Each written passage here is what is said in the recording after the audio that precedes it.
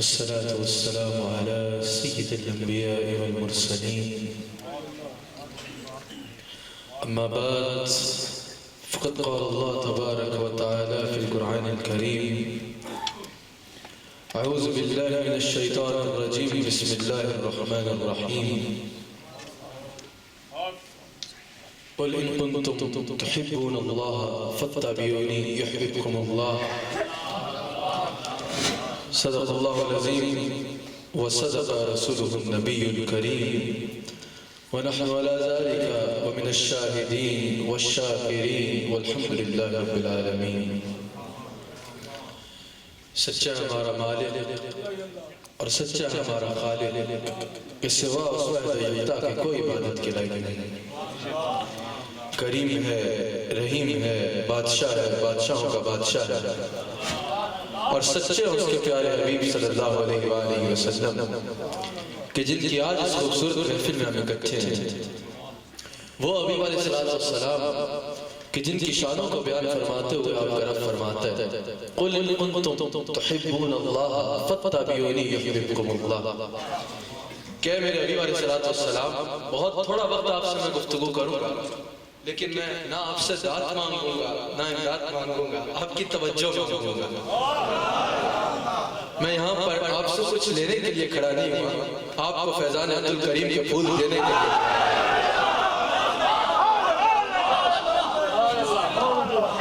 اس لیے توجہ بھرپور میری طرف رکھیے. رب کریم فرماتا ہے کہ اے میرے حبیب علیہ السلام، فرما دیجیے آپ ہر اس بندے تک جو ہم سے محبت کا ارادہ رکھتا ہے، ہر اس بندے تک ہمارا یہ پیغام پہنچا دیجئے جو ہمارا ہونا چاہتا ہے، جو ہمارا ہونے کا دعویٰ کرتا ہے، ہم سے محبت کرنا چاہتا ہے، ہمارے قریب ہونا چاہتا ہے، اللہ والا ہونا چاہتا ہے. اے میرے حبیب علیہ السلام، بہت اللہ کی باتیں کرتا ہے، اللہ والا ہونا چاہتا ہے. آپ اس کو یہ پیغام ارشاد فرما دیجئے کہ وہ آپ کی اتباع اختیار کرے، وہ آپ سے محبت کرے، وہ اپنے جمیل کو، اپنے سر کو آپ کی بارگاہ میں جھکا لے، ہر معاملے میں آپ کو اپنا حاکم تسلیم کر لے. پھر قانون بدل جائے گا. پہلے وہ کہتا تھا کہ مجھے اللہ سے پیار ہے، اللہ تعالیٰ قرآن کریم میں فرماتا ہے اے میرے حبیب علیہ السلام، جب وہ آپ کی اتباع اختیار کرے گا تو پھر قانون بدل جائے گا. میں اللہ قرآن میں اعلان کرتا ہوں کہ مجھے وہ اپنا بندہ بہت شرط یہ کہ وہ آپ کی اتباع اختیار نہیں کرے، شرط یہ کہ وہ اپنے گلے میں آپ کی غلامی کا پٹا ڈالے، آپ اپنے ہر معاملے میں اپنا حاکم تسلیم کرے. اس آیت کا اگر آغاز دیکھیں تو رب کریم فرماتا ہے: قل ان کنتم تحبون اللہ فاتبعونی. کہ اے میرے حبیب علیہ السلام، آپ میرے ہر اس بندے تک میرا یہ پیغام پہنچا دیجئے جو ہم سے محبت کا ارادہ رکھتا ہے. تو کسی کے ذہن میں سوال پیدا ہو سکتا ہے کہ یاد وہ ہونا تیرے چاہتے ہیں، وہ محبت تجھ سے کرنا چاہتے ہیں، وہ قریب تیرے ہونا چاہتے ہیں، تو ڈائریکٹ کلام فرما دینا. وہ تو ڈائریکٹ اللہ کی طرف جانے کی بات کر رہے، تو ڈائریکٹ ان سے کلام کر لے. رب کریم فرماتا ہے: قل ان کنتم، اے میرے حبیب علیہ السلام، آپ ارشاد فرما دے. گویا کہ رب کریم نے یہ بتا دیا کہ ارے یاد رکھیے گا، یہ اللہ کریم کی شان کے خلاف ہے کہ وہ تیرے اور میرے سے کلام کرے. اس نے کبھی آدم علیہ السلام سے لے کر آج تک، یعنی محمد الرسول اللہ صلی اللہ علیہ وآلہ وسلم تک، کبھی ڈائریکٹ کسی مخلوق سے کلام نہیں کیا. جب اس نے کلام کیا امت سے تو نبی کے ذریعے سے کیا. ارے اس کی تو شان یہ ہے کہ وہ جس سے کلام کر لے وہ نبی بن جاتا ہے. نبی کون ہوتا ہے؟ وہ کلام کرے، کسی ذریعے سے کرے، فرشتے کے ذریعے سے کرے، آواز ہے جس سے وہ کلام کرے، ارے وہ نبی کہلاتا ہے. جب وہ اللہ ہو کے نبی کے وسیلے کے بغیر تیرے سے کلام کرنا پسند نہیں کرتا تو بندہ ہو کے نبی کے وسیلے کے بغیر اس تک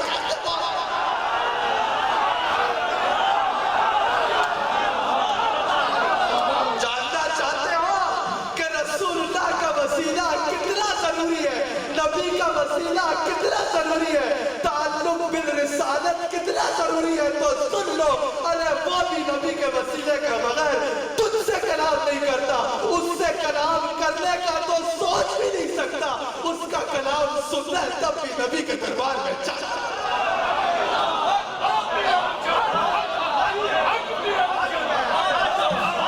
اور فرما کیا دیجئے، چلو ٹھیک ہے نبی کی بارگاہ میں چلے جلتے ہیں، ٹھیک ہے مان لیتے ہیں تمہاری، کوئی کہے گا ٹھیک ہے نبی کے دربار میں چلتے ہیں، سنتے ہیں کہ نبی کے ذریعے وہ کلام کیا کر رہے ہیں، اپنا ہی رستہ بتائے گا نا، رستہ بھی یہی بتایا کہ بتا دیجئے جو ہمارا ہونا چاہتا ہے وہ پہلے آپ کا ہو، آپ کی اتباع اختیار کرے۔ اور اگر یہاں پر کوئی کہتا ہے نا کہ عبادات کا معاملہ، یہ معاملہ وہ معاملہ، نماز پڑھو ڈائریکٹ اللہ، حج کرو ڈائریکٹ اللہ، یہ عمل کرو ڈائریکٹ اللہ، بیچ میں نبی کے وسیلے کی ضرورت نہیں، تو ملا جی جب آپ کی محبت اس کو نبی کی محبت کے بغیر قبول نہیں ہے تو آپ کی عبادت نبی کی اتباع کے بغیر اس کو کیسے قبول؟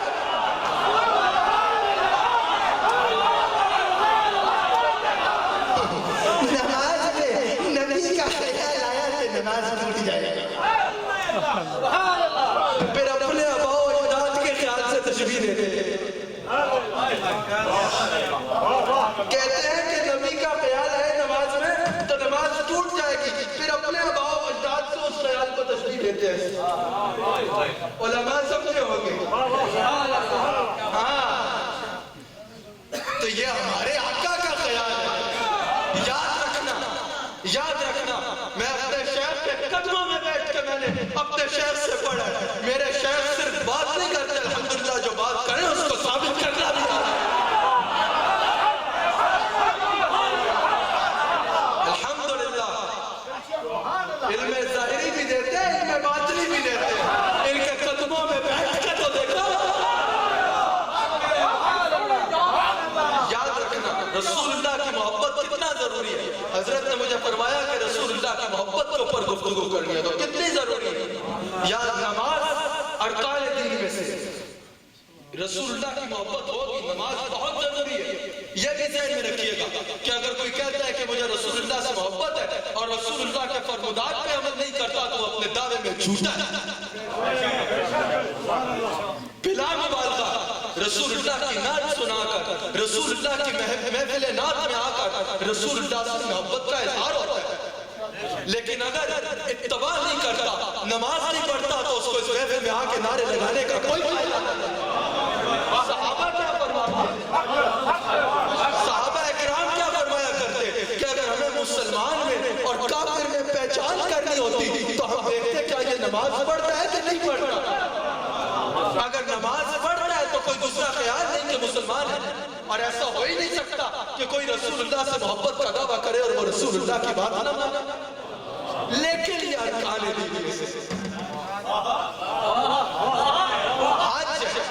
حج صاحب استطاعت کے لیے فرض ہے، لیکن ارکان دین میں سے ایمان والا بنائے گا، مومن بنائے گا، زکوٰۃ صاحب استطاعت کے لیے فرض ہے، لیکن یہ ارکان دین میں سے ایمان والا بنائے گا، مومن بنائے گا، روزہ ارکان دین میں سے، لیکن ایک چیز ایسی بھی ہے کہ آقا کی محبت دین حق کی شرط اول ہے، اسی میں ہو اگر خامی تو سب کچھ نامکمل۔ اصل نماز ہے کون سی، اصل روزہ ہے کون سا، نماز تو وہ منافقین بھی پڑھا کرتے تھے، اسی مسجد میں پڑھا کرتے تھے، انہی صفوں میں کھڑا ہو کے پڑھا کرتے تھے، لیکن صحابہ کی نماز اور ان کی نماز میں فرق کیا سنا کیا فرق تھا؟ بخاری شریف کو کھولو، سیاستہ کی کتب کھولو، کاش تمہیں بخاری شریف پڑھ کے اس کا فیض ملا ہوتا، الٹا بخار نہ چڑھا ہوتا تو تمہیں یہ بھی نظر آتا کہ صحیح بخاری ہے، رسول اللہ کی مسجد مبارک ہے، رسول اللہ نے حضرت صدیق اکبر افضل البشر بعد الانبیاء بالتحقیق افضل البشر بعد الانبیاء بالتحقیق افضل البشر بعد الانبیاء بالتحقیق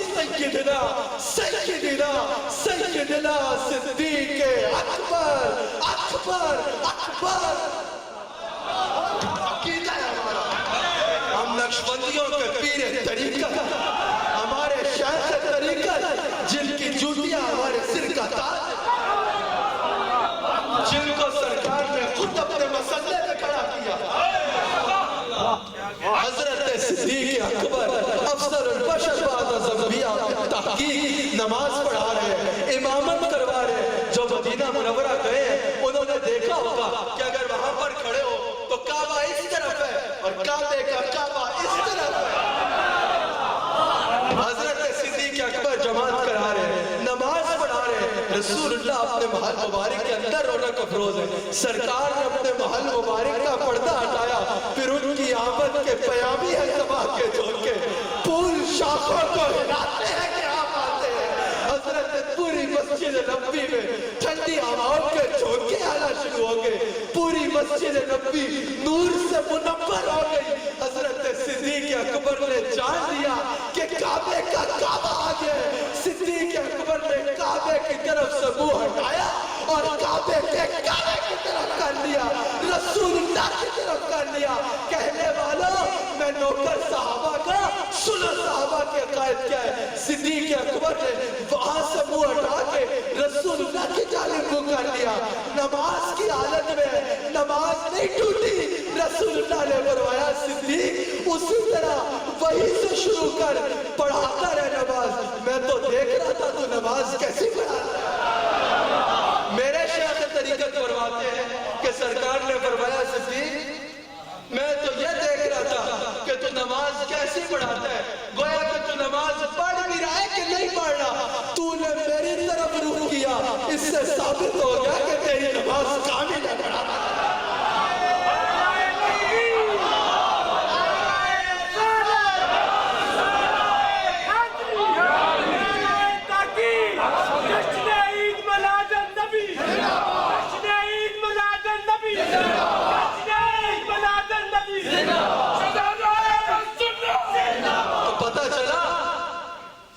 نماز کامل آپ بتاؤ، وہ آپ کوئی آج نماز پڑھتا رہے علماء سے پوچھو، کسی کے پاس یہ نہیں ہے کہ میری نماز مقبول ہے۔ شاہ قدرت والا بادشاہ، بے نیاز بادشاہ، چاہے تو قبول کرے نہیں تو منہ مار۔ لیکن وہ نماز جس پہ رسول اللہ ٹھپا لگا رہے ہیں، کس عمل سے ٹھپا لگا تو خیال کی بات کرتا ہے تب رخ رسول اللہ کی بات ہمیں نظر آتا ہے۔ مسجد نبوی نہیں ہے، جب سرکار ان دو قبیلوں کے درمیان صلح کرانے، معاہدہ کرانے تشریف لے کے جاتے ہیں، سرکار ادھر ہے، نماز کا وقت ہو جاتا ہے، حضرت صدیق اکبر امامت فرما رہے ہیں، رسول اللہ تشریف لے آتے ہیں۔ صحابہ نے کیا کیا؟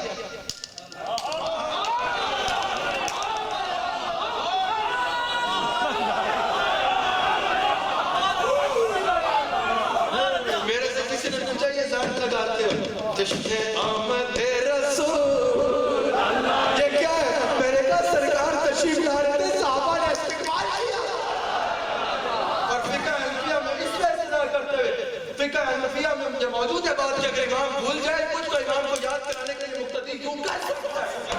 گویا کہ صحابہ کے نزدیک یہ بھول ہے کہ رسول اللہ تشریف لے اور پھر کسی اور طرف توجہ ہے۔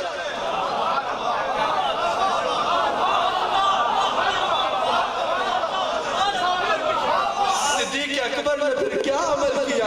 صدیق اکبر نے مسئلہ چھوڑا، پیچھے ہو گئے۔ رسول اللہ نے فرمایا صدیق پڑھاتا رہے، صدیق اکبر ادب سے پیچھے ہو گئے۔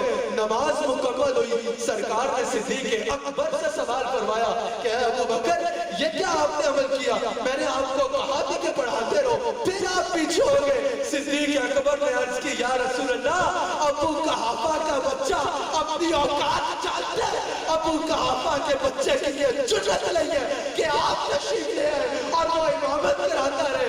مجھے کیا خبر تھی رکوع کی، مجھے ہوش کب تھا سجود کا، آپ کے نقش پا کی تلاش تھی جو چکا رہا میں نماز۔ عبادت کامل الگ ہوگی کہ انہوں نے بھی قربانی تھی، لیکن رسول اللہ سے پہلے کیا رہی تھی۔ یاد رکھنا عبادت کامل تب ہوگی جب اس میں حب مصطفیٰ شامل ہو۔ ہمیں نظر آتا ہے کہ رسول اللہ رونق افروز ہے۔ آپ کے پاس ایک صحابی حاضر ہوتے ہیں، عرض کرتے ہیں یا رسول اللہ قیامت کب آئے؟ سرکار نے فرمایا بہت جلدی ہے قیامت کی۔ قیامت کی کوئی تیاری بھی کر رکھی ہے؟ تیاری ہے کوئی قیامت کی؟ آج ساری امت کی نمازیں ایک طرف رکھ دو، ساری امت کی نمازیں ایک طرف رکھ دو تو ان کے ایک سجدے کا بھی مقابلہ نہیں کر سکتی جن کو صحابی رسول کا وہ سرکار کی اقتداء میں نماز پڑھا کرتے ہیں۔ ان کی نماز کیا ان کے ایک سجدے کا مقابلہ نہیں کر سکتی۔ انہوں نے ہاتھ باندھ دی، عرض کرتا ہے یا رسول اللہ میرے پاس کوئی نماز ایسی نہیں ہے کہ آپ کا رب پوچھے بتا کیا لایا اور میں اس کے آگے پیش کر سکتا۔ کیا وہ نماز نہیں پڑھتے تھے؟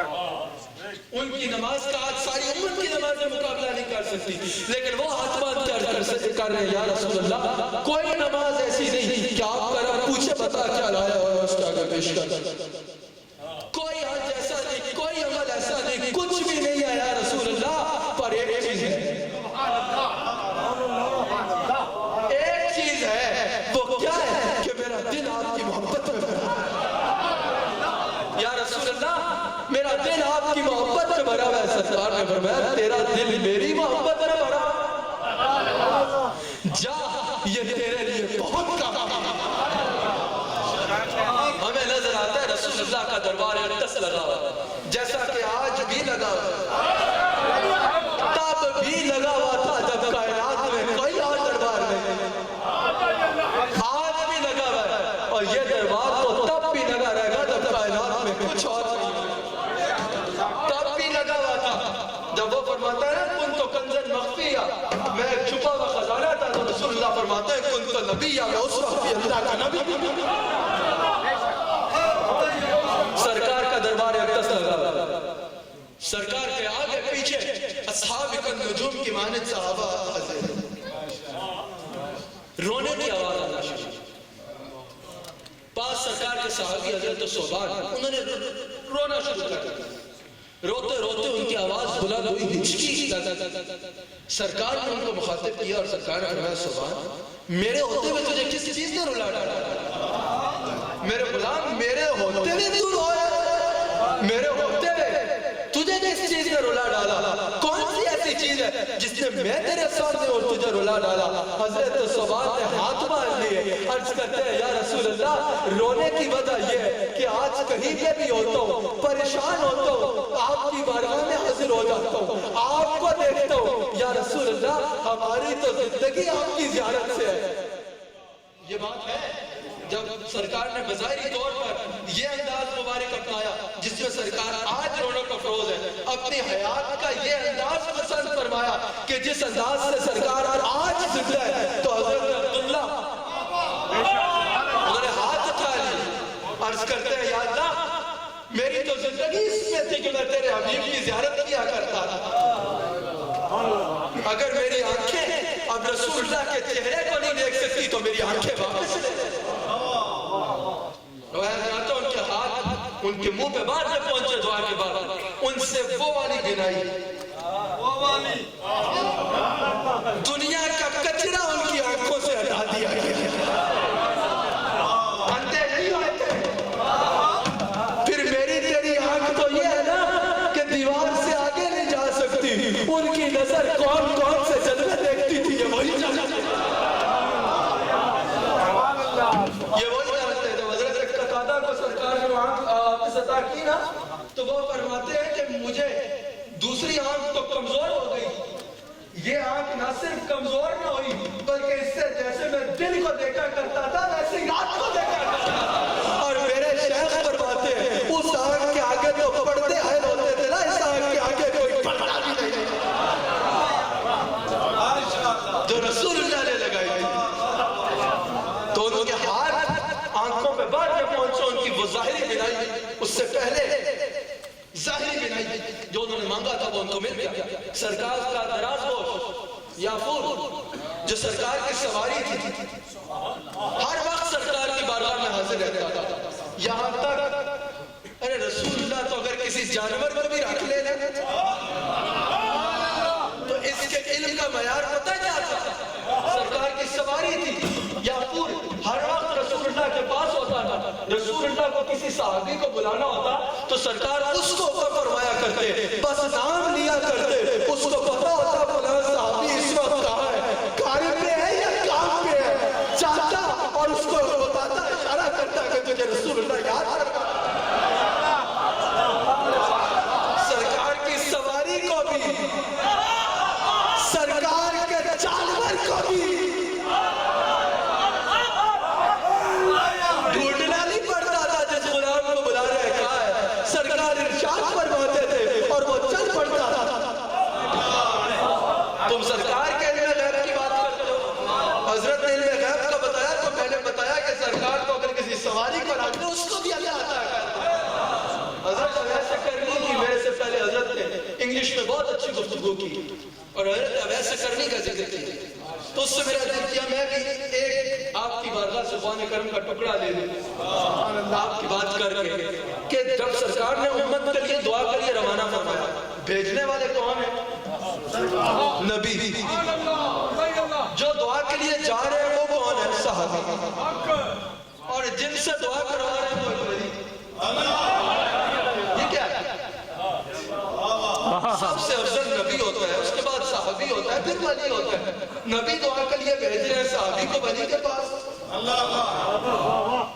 سنو, سرکار نے گویا کہ ارشاد واضح فرمایا, یہ طریقہ بتایا, ایک دور ہوگا تم نبی تک نہیں پہنچ پاؤ گے, نبی اپنا یہ انداز اپنا لے گا تو صحابہ کے پاس جانا. ایک دور ہوگا صحابی بھی اس دنیا سے وہ انداز اپنا لے گے, پھر جب بھی کچھ مانگنا ہو کسی ولی کی بڑھا.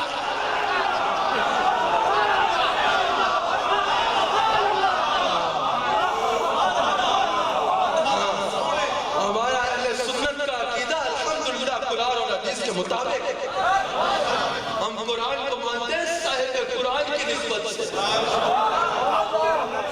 الحمدللہ. تو حضرت سبحان نے عرض کی یا رسول اللہ میرا تو جینا مرنا آپ کی زیارت پہ ہے, آپ کو دیکھ دیکھ کے یا رسول اللہ جیتے ہیں. قیامت کے دن آپ اپنے رب کے ساتھ پتہ نہیں کون سی اعلیٰ جنت میں ہوں گے. یا رسول اللہ اگر آپ کی زیارت کا دل کیا تو آپ کا غلام آپ کے پاس آنے لگا, کسی فرشتے نے روک دیا, اس درجے سے آگے تو جا نہیں سکتا, وہ بڑوں کا درجہ ہے. یا رسول اللہ میں کیا کروں گا؟ اتنے میں رب کریم سے بھی اپنے حبیب کے غلام کا رونا نہ دیکھا گیا. جبریل امین کو روانہ فرما دیا, چاہے جبریل میرے حبیب کی بارگاہ میں عرض میرا یہ پیغام دے کہ آپ کا رب فرما رہا ہے کہ خوشخبری دے دیجئے اس کو کہ جس کے ساتھ محبت ہوگی وہ اس کے ساتھ. اللہ کریم ہمیں رسول اللہ کا نمک حلال اور وفادار امتی بنائے, ہمیں رسول اللہ کا عشق عطا فرمائے, پھر صرف جھوٹا دعوے دار نہ بنائے, صرف جھوٹا دعوے دار نہ بنائے. یہ کیسا دعویٰ ہے کہ میں رسول اللہ پہ جان دے سکتا ہوں لیکن رسول اللہ کی سنت کو چہرے پہ نہیں سجا سکتا. یہ کیسا دعویٰ ہے کہ میں رسول اللہ پہ جان دے سکتا ہوں لیکن رسول اللہ کے ارشادات نہیں مان سکتا. دنیا کی نوکری, دنیا کا چیزیں, دنیا کی جو مجبوریاں ہیں وہ رسول اللہ کا احکامات پہ زیادہ فوقیت ان کو دینا اور پھر کہنا میرے لیے سب کچھ سرکار ہے, یہ جھوٹا دعوے دار ہے.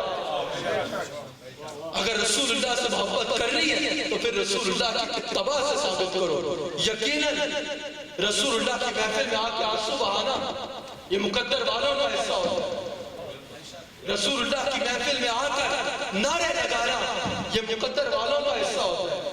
ہمارا تو کام ہی یہ ہے کہ صبح اور شام رسول اللہ کے میلاد میں جائیں, لیکن یہ بھی یاد رکھنا کہ اس کو صرف ایک وقتی کیفیت نہ رکھو کہ آئے رسول اللہ کی نعت سنی, آنسو بہائے, مار گئے, وہی حالت ہے, پھر یہ صرف ایک وقتی کیفیت ہو.